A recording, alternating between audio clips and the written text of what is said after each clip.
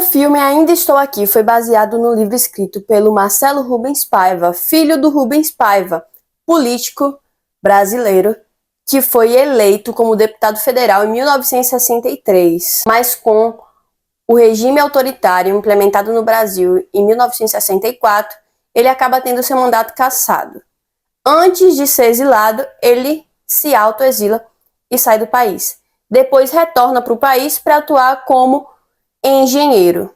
E o filme vai se passar baseando na trajetória dessa família desde 71, momento em que Eunice Paiva, Rubens Paiva e a sua filha Maria Eliana Paiva vão ser presos e detidos. A sua filha vai ser solta em 24 horas. A Eunice vai passar 12 dias aí na prisão e o Rubens Paiva ele nunca vai voltar. O presidente desse período de 1971 é o Emílio Garrastazu Médici. Ele vai governar de 1969, quando Costa e Silva vai ser deposto por motivos de saúde, até 1974.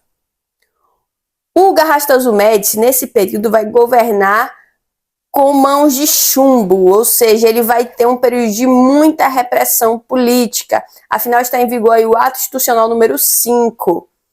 E ele deixa escancarada a possibilidade de se censurar, perseguir e matar qualquer opositor ao regime autoritário no Brasil. Nesse período, muitos opositores vão ser mortos. Daí, tantas pessoas desaparecidas de 64 a 85. E muitas famílias procurando essas pessoas. Muitos dos meus alunos e outras pessoas ficam questionando, falando que mas eu nunca ouvi falar disso, meus avós falaram que nunca viu isso. E eu sempre falo a mesma coisa para eles. Existem vários tipos de grupos sociais e eu vou colocar alguns deles aqui para vocês entenderem. Existem as pessoas que estavam envolvidas na política ativamente e que vivenciaram esse momento, que eram contra esse período ativamente. Existiam as pessoas que sabiam o que estava acontecendo na política, mas preferiam não se posicionar, ficavam no meio termo. Existiam pessoas que foram coniventes com o que estava acontecendo, essas que ficaram no meio termo em alguns momentos também foram coniventes, mas existiam pessoas que, além de ser coniventes, começaram a apoiar o regime, como foi o caso do Carlos Lacerda, que apoiou o golpe militar, depois tentou combater o golpe militar porque viu que ele não ia conseguir se eleger como presidente do país. E vão ter também aquelas pessoas, galera, que não tinham nem instrução, eles nem eram alfabetizados, não estavam inseridos na política. Então, quando chegava uma pessoa que estava fugindo, eles imediatamente associavam essa pessoa a ladrões, bandidos, e assim era noticiado. No filme, inclusive, vocês vão poder ver um cartaz com o nome Procurados, e eles olham de carro em carro. Então, tinham muitos estudantes que eram perseguidos porque eram contrários às filosofias adotadas pela ditadura militar, pela censura, eles eram contrários à censura e tentavam combater isso. Muitas pessoas foram exiladas, né? Tinha o lema do Brasil, ame-o ou deixe-o. Ou seja, se você não gosta do Brasil do jeito que ele está, vai embora. Vai embora. E eles tinham várias medidas para fazer com que essas pessoas fossem embora. Inclusive, não só vigias ficavam na porta, como mostra o filme ali na casa da Eunice Paiva, mas também pessoas no banco, como mostra no filme, mas pessoas em todos os locais que tentavam inviabilizar que essas pessoas conseguissem se inserir, conseguissem empregos. Então era um tipo de retaliação mesmo para fazer com que os opositores automaticamente fossem embora. Agora vamos entender um pouquinho por que ocorreu essa perseguição. O que estava acontecendo no Brasil nesse momento? Em 69, o Costa e Silva ficou doente, o Médici assumiu, e nesse mesmo ano teve o primeiro sequestro de embaixador, e foi o embaixador dos Estados Unidos, o Charles Burke.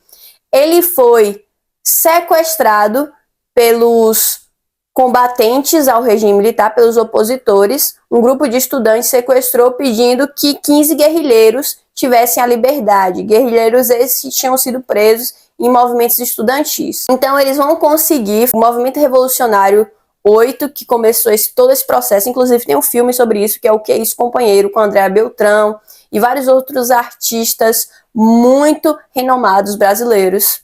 Recomendo. Teve esse sequestro já em 69. Em 1970, teve o sequestro do embaixador alemão. E no final do mesmo ano, o sequestro do embaixador suíço.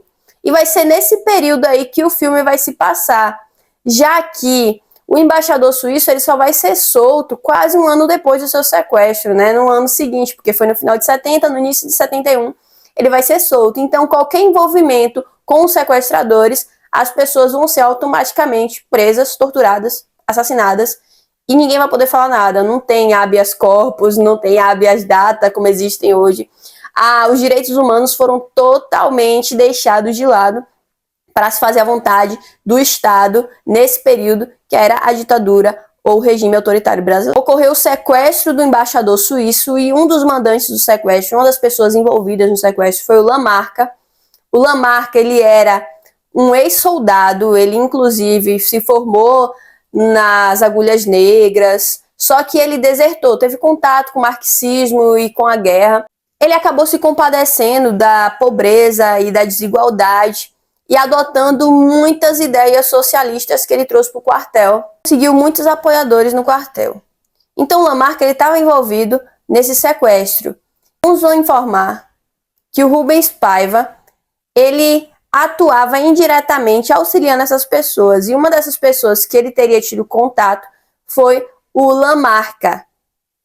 E ter contato com o Lamarca naquele período que ele tinha sequestrado o embaixador suíço foi o que fez com que ele fosse preso. Na realidade, não só o Rubens Paiva, mas várias outras pessoas do cenário político anterior ou amigos próximos acabavam ajudando essas pessoas, levando cartas aos familiares para tranquilizar eles, ou auxiliando em locais para morar ou com comida, já que eles não podiam trabalhar porque eles estavam sendo caçados pelo governo. Nesse período, estava acontecendo tudo isso, e isso foi fundamental para que, infelizmente, o Rubens Paiva fosse sequestrado, torturado e assassinado.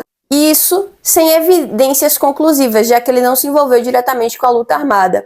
Só em 2012, com a Comissão da Verdade, que a Eunice Paiva consegue um documento do governo testificando de que ele foi uma das vítimas aí durante o período da ditadura militar.